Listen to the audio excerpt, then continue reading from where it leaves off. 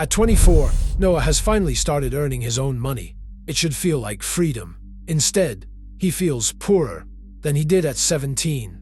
He has a respectable job, pays his rent on time, and lives in a clean apartment with exactly 3 chairs, for reasons even he cannot explain. His phone works, his car starts, and he can afford dinner out when he plans for it. By every reasonable measure, he's doing fine. Yet most nights, it feels like he's moving backward. His phone isn't the newest one anymore. He books economy and pays for it himself. He thinks twice before ordering dinner, something his parents never seem to do. The car outside is older than the one they handed him at 17. His salary isn't really the problem. The problem is what he's quietly measuring it against. Long before he earned $1 of his own, the lifestyle inside his family home had already set the bar for what a normal life should feel like. Some financially secure parents see that risk early. Part of raising financially responsible kids, they realize, is controlling how high that lifestyle bar rises before the child is old enough to support it alone. That's why rich parents keep their kids one upgrade behind, deliberately, even when the family could easily afford the next version that afternoon. They are not trying to make childhood harder. They have simply learned that every upgrade quietly teaches a kid what normal is supposed to feel like. Once that becomes the floor, going back to anything less can feel like losing something, even when nothing was actually lost. In Noah's case, the first clue appeared at 10. The real consequence would not become visible for another 14 years. His parents faced their first test when he asked for the newest phone. Could they delay that first luxury long enough for it to still feel like an upgrade? Everyone at school had one, or claimed to, which at 10 amounted to the same thing. His parents could have bought it that afternoon without checking their balance. Instead, they let him keep the old one a while longer, the one that still worked fine and still held 47 accidental photos of the floor. A kid who gets the flagship phone the day it releases rarely experiences it as a reward. It's just replacement day. A kid who flies business class at 9 doesn't file economy away as normal air travel later. He files it away as the downgrade, the thing you settle for once the good version isn't available. The first premium experience does something the fifth one can't. It resets what enough feels like, and it only gets to do that once. Psychologists call the next part hedonic adaptation. The extraordinary slowly becomes ordinary. Kids do not need to understand the term to experience it. The new phone feels incredible for a week, familiar by the end of the month, and eventually, like the minimum they should have had all along. They adapt to comfort faster than they learn to value it, and the gap is widest right at the start. So some parents hold the line on the first one, on purpose, not the 10th flagship phone, the first. They let a few premium experiences stay occasional, tied to a birthday or a real milestone, instead of quietly folding them into an ordinary Tuesday. It's a small, deliberate exercise in delayed gratification without turning the kitchen table into a financial literacy seminar. The child may still get the upgrade. It simply arrives as an event instead of becoming background noise. That first delay protects what enough feels like. By 13, the next test is harder. Responsibility has to grow before comfort does. The question is rarely, can we afford this? His parents usually can. It is closer to this. Has he grown into it yet? Before the next phone, can he take care of the one he has? Before the car, can he handle fuel, insurance, and the warning light that always seems to appear after payday? Before a bigger allowance, can he make a decent decision with a small one? Underneath it all sits something quieter than a chore chart. Comfort should not outrun competence. A phone is easy to use. The adult skill is paying for it, protecting it, and eventually replacing it. A car is easy to drive. Fuel, insurance, maintenance, and the eventual replacement belong to the same package, even if nobody mentions them while handing over the keys. His parents want him to grow into part of that system before the comfort arrives. A little ownership, planning, and waiting. Those are the hidden family money habits behind what parents buy, delay, and make normal. If you want more of them, like the video and subscribe to Raised to Spend. By the time Noah is 15, the lesson has shifted again and become less obvious. Some useful friction still needs to remain in his life. Money can remove the waiting, the layover, the phone that is a year behind, and the meal that is not delivered. A financially secure family can erase nearly all of it before dinner. A child can negotiate bedtime like a tiny attorney and still treat a 7-day delivery window as a personal betrayal.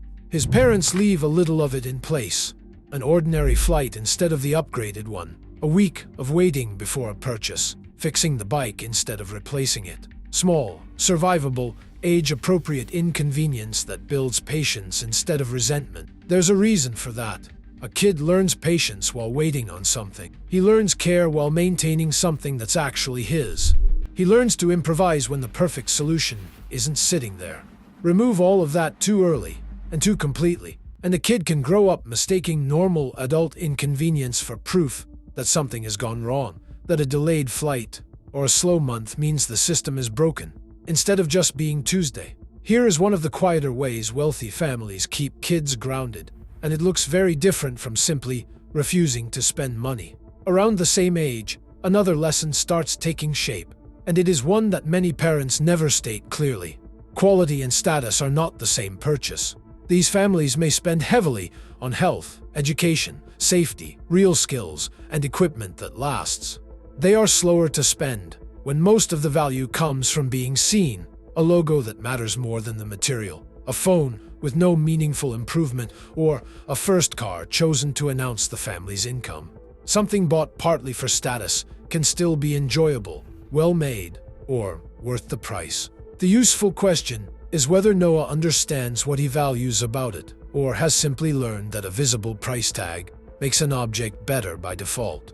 A family can spend far more than outsiders assume, while displaying far less than outsiders expect, and the kid absorbs that difference whether anyone explains it to him or not. The hardest version of the rule arrives when peer pressure is standing beside your child at school, holding the newer phone. By 17, someone always has more.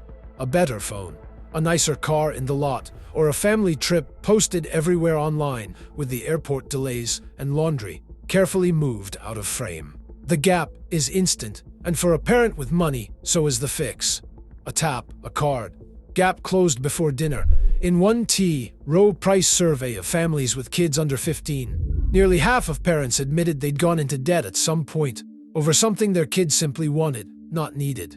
An easy thing to judge from a distance, and a much harder thing to resist from a kitchen table, watching a kid's face fall over someone else's sneakers. Some parents let the gap sit there anyway, not out of cruelty, but out of a sense that closing every gap through status spending teaches something nobody meant to teach. That being behind is an emergency, that someone else's purchase should be allowed to reorganize the family's plans, that this kind of discomfort always needs solving immediately. A kid who learns to tolerate someone else having more may end up better protected than the one who never has to. The deepest reason only becomes visible years later, back in that smaller apartment. His parents had left him room to upgrade his own life. If a childhood starts near the top of what a family can afford, adulthood doesn't leave many places left to go. A first apartment feels like a step down instead of a first step. A first self-funded car feels worse than the one that used to sit in the driveway for free.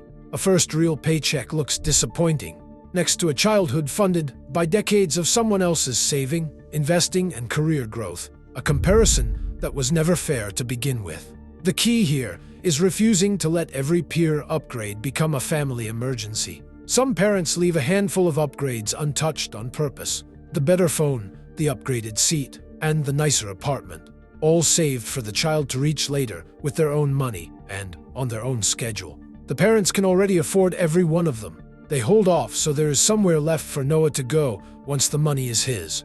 Economists might call this lifestyle inflation, but that phrase usually describes spending rising alongside a paycheck. Here, childhood lifestyle expectations rise before the kid has earned one. The real question underneath all of it was never whether he deserved a good childhood. Of course he did. The question is, how much of that childhood should quietly become the minimum before he has the income, the maturity, or the context to keep it running on his own? For parents trying to raise money-smart kids without pretending the family has less than it does, a quiet 6-question filter can help before an upgrade becomes automatic, usually somewhere between the store aisle and the car ride home. Is the current version failing, or has it merely become familiar? Does the upgrade improve safety, function, opportunity, or genuine enjoyment? Or is it mainly closing a status gap? Has the child developed enough responsibility to manage what comes with it?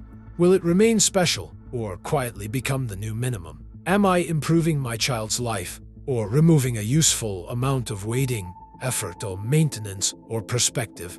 And is this something I want to provide now, or a milestone worth leaving for them to reach later? None of that requires saying no on principle. Parents can still buy the phone, take the trip, or upgrade the seat. The value is in making the decision deliberate instead of automatic. And years later, the result of those small decisions may look surprisingly ordinary. Noah is still in the smaller apartment. The car outside is still ordinary. The seat on the plane is still economy. And the phone still has another year left in it before anyone would call it old. None of that has to read as evidence that his life moved backward. It can just as easily read as proof that it's still moving, that somewhere along the way, his parents left a few upgrades unclaimed on purpose, so he'd have something to reach for once the money was actually his. One day he'll buy the better phone himself, he'll take the upgraded flight, he'll sign the lease on the bigger place, and it will mean something it never could have meant if it had simply always been there, waiting since he was 10. Somewhere, a parent is looking at an upgrade they could hand over today, without even checking the balance, and choosing instead to leave a little distance between their kid and the next version of his life. He might only see the waiting. Given enough years, he may come to recognize what that distance really was. The one thing wealth can quietly erase if no one protects it on purpose, the feeling of still having somewhere to go.